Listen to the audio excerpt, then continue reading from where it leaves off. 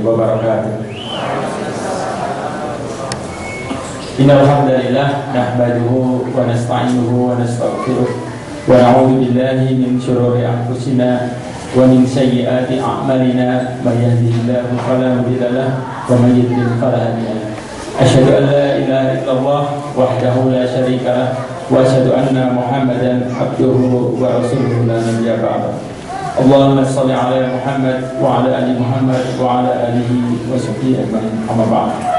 Qala Allah Ta'ala fil Qur'anil Karim, a'udzu billahi minasyaitonir rajim. Bismillahirrahmanirrahim.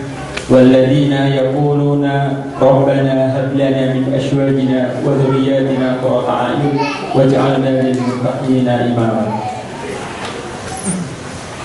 Alhamdulillah, pada kesempatan pagi yang cerah ini, ayah bunda, bapak ibu, para asatidz sekalian yang dirahmati Allah, kita dapat hadir di dalam ruangan yang sejuk ini.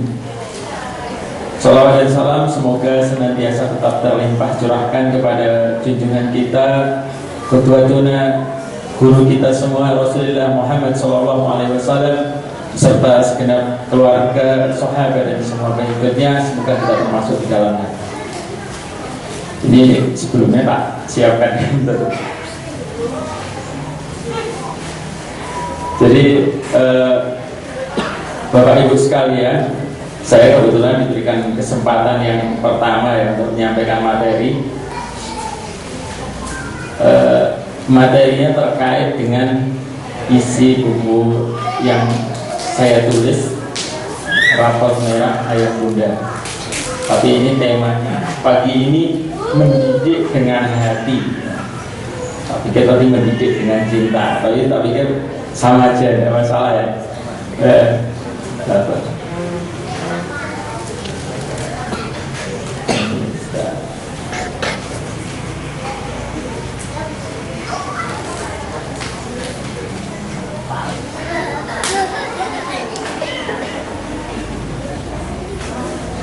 Bapak Ibu sekalian, sebelum acara ini kita mulai, saya mau tanya dulu.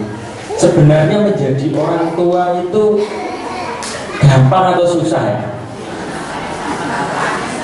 Ada yang jawab gampang, ada yang jawab susah. Kalau bapaknya yang di depan ini yang sudah senior ini, pribun Mbak, gampang atau susah Mbak? Oh gampang, ini sudah pengalaman ya beliau. Kalau saya sih, anak saya masih kecil, masih balita itu kayaknya masih gampang-gampang susah ya. Ini saya berdiri aja ya, saya duduk malah grogi, nggak bisa bebas gitu. Jadi Bapak Ibu sekalian, menjadi orang tua itu ada yang mengatakan gampang, ada yang mengatakan susah. Kalau hanya sekedar gelar orang tua, saya pikir gampang.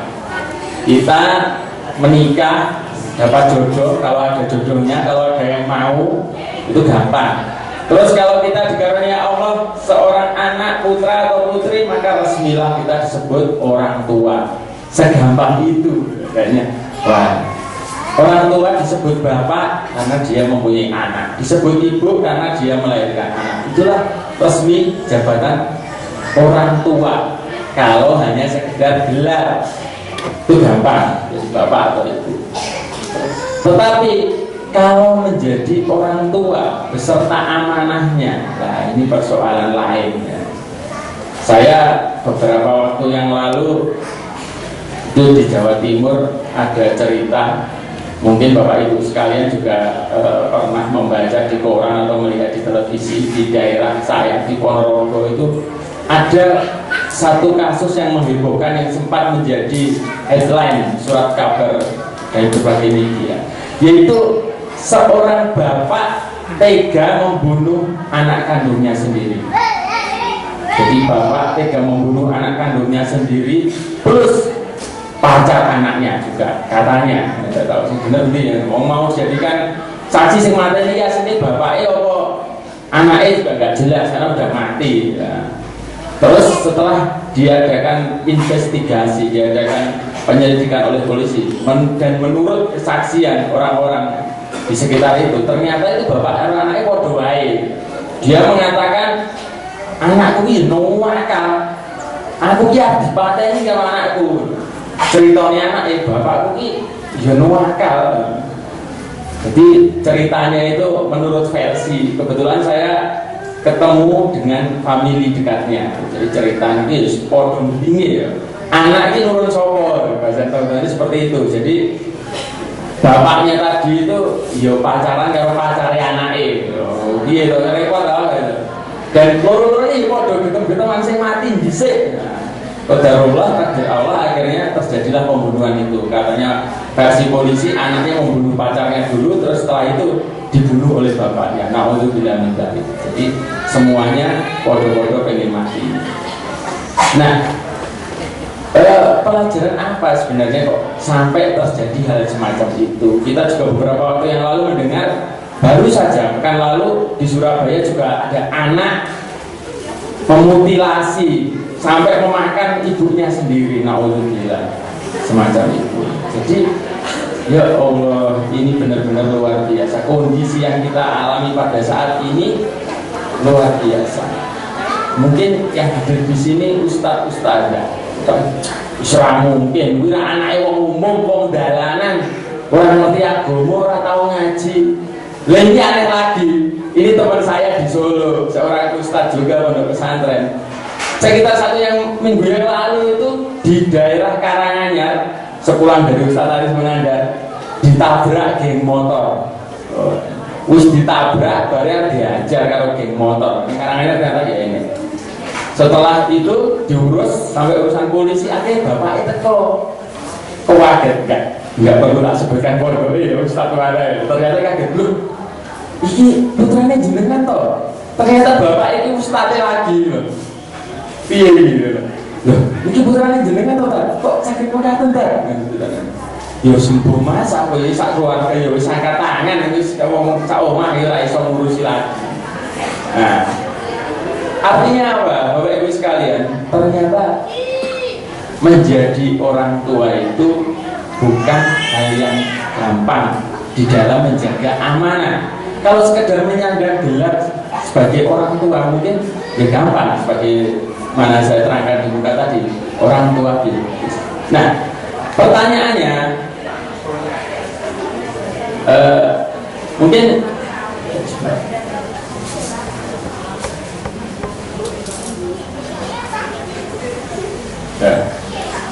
jadi seringkali orang tua mengatakan bahwa ini anak saya bermasalah, ini kan subtemanya cara jitu mengatasi anak bermasalah. Saya kembalikan ke judulnya. Jadi cara jitu mengatasi anak bermasalah. Orang tua biasanya langsung ujuk-ujuk mengatakan, ini mesti sebabnya bocah sing nakal. Ini mesti gara-gara pergaulan. Ini mesti gara-gara delok TV. Ini mesti gara-gara koncone. Nah, awalnya mesti mengatakan seperti itu. Bapak Ibu sekalian yang dirahmati Allah, kalau kita berkaca pada apa tadi mungkin sama Ustaznya juga dibaca ya, tentang hadis, kita berkaca pada hadis sebagaimana yang diterangkan di dalam sebuah hadis yang mungkin kita semua sudah sama-sama kenal, sudah sama-sama pernah mendengar, bahwa seorang anak itu sejatinya ketika dilahirkan dalam kondisi fitrah, sebagaimana hadisnya kullu mauludin yuladu 'alal fitrah fa'abawahu yuhawidanihi aw yunasiranihi aw yumajisanihi. Jadi seorang anak itu kan sebenarnya terlahir secara fitrah. Pertanyaannya, kita sering salah paham. Yang dimaksud fitrah itu apa sih sebenarnya? Mungkin kita pernah mendengar kalau pas ini sebentar lagi kan Ramadan, Idul Fitri lah, pada Idul Fitri kembali kepada fitrah kosong-kosong. Mesti ngono istilahnya. Seringkali orang mengatakan kalau fitrah itu dikaitkan dengan putih nol. Apa seperti itu sih sebenarnya dimaksud dengan fitrah? Kebetulan beberapa waktu lalu saya mengkaji tentang fitrah dan tanya kepada beberapa asatidz dan membaca beberapa tafsir. Ternyata yang dimaksud fitrah itu bukan nol, bukan kosong. Inilah justru yang menjadi perbedaan konsep anak di dalam Islam dengan konsep yang lain. Jadi fitrah para ulama memaknainya sebagai tauhid ataupun Islam. dan itu lebih cenderung kepada kebenaran, maksudnya seperti itu. Jadi sebenarnya setiap anak itu terlahir dalam kondisi fitrah, dalam kondisi Islam, dalam kondisi bertauhid. Berarti kan plus, nilainya kan positif. Kalau di dalam konsep lain, konsep sekuler, anak itu kan putih bersih. Putih bersih kan netral, berarti beda loh. Jadi plus sama netral itu beda. Di dalam Islam setiap anak dinilai positif, anak itu sejatinya positif. Pak bawahu, kemudian orang tuanya lah, bapaknya atau ibunya yang kemudian menjadikan dia Yahudi, Nasrani, Majusi, yang menjadikan negatif itu orang tuanya. Baik dalam mendidiknya, baik dalam memilihkan lingkungannya, baik di dalam memilihkan apa yang dia lihat. Itu Bapak Ibu sekalian. Jadi kita harus paham, yang pertama, tidak ada anak itu ketika dilahirkan niatnya nanti saya tak membanggakan sama orang tua, nanti saya tak niatnya jadi ahli narkoba, nanti aku niatku mau jadi geng motor. Ini nggak ada, sejak lahir nggak ada. Semua fitrah. Proses selanjutnya lah yang menjadikan anak-anak itu berubah. Dan perubahan pertama dimulai dari orang tuanya. Itulah kenapa saya menuliskan rapor merah ayah bunda. Tapi jangan salah paham, rapor merah ayah bunda itu bukan berarti sing nulis ini ya wis putih bersih, nilai ini gak ada sing merah, itu bukan. Di sini saya juga manusia Bapak Ibu sekalian. Jadi Bapak Ibu sekalian, kita itu bukan malaikat. Artinya yang netral, tidak pernah bersalah, bukan. Maka anak-anak kita pun bukan anak-anak malaikat gitu loh. Jadi ini anak itu rewel, anak itu nakal, anak itu bermasalah, ya jangan heran dong, kita sendiri orang tuanya juga sama. Nah, yang penting bagaimana buku ini bagi saya pribadi, saya jadikan rapot saya sebagai pengingat saya. Ini loh, kamu sudah nulis buku ini, berarti nek ada apa-apa coba baca lagi tulisanmu. Karena yang tanggung jawab ini saya, gitu loh. Nah, kita pada kesempatan pagi hari ini belajar bersama ya. Nah, ini juga penting. Jadi sebelum kita beranjak ke yang lain-lain, cara jitu mengatasi anak bermasalah, jadi saya ungkapkan dulu. Ini anak bermasalah atau enggak? Ternyata persoalannya kembali kepada orang tuanya. Nah, berbicara tentang orang tua di dalam mendidik anaknya tentu tujuannya macam-macam. Yang hadir di sini pun saya yakin mungkin tidak ada yang sama. Kalau saya kasih pertanyaan, Bapak Ibu sekalian, sebenarnya yang dikehendaki itu anak-anaknya sukses terlebih dahulu atau bahagia terlebih dulu? Sukses atau bahagia? Itu pintar-pintar, muridnya langsung lari. Jadi banyak yang mengatakan ingin bahagia dulu, tapi prakteknya mungkin jadi tidak semacam itu.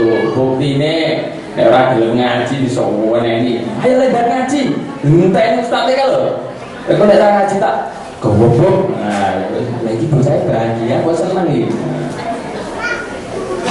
Bapak Ibu sekalian, sebagaimana diungkapkan, mendidik dengan hati atau mendidik dengan cinta. Saya awali dari cintanya dulu ya. Kalau cinta ini saya rasa udah paham semua ya. Cinta itu apa toh?